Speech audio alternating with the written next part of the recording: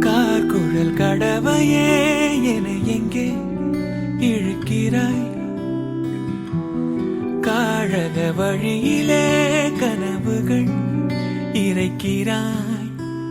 கண்ணாடி கோப்பை ஆழியில் நான் கைமீறி சேர்ந்த தேயிலை. கண்ணங்கள் மூடி ஓரமாய் நீ நின்றாலே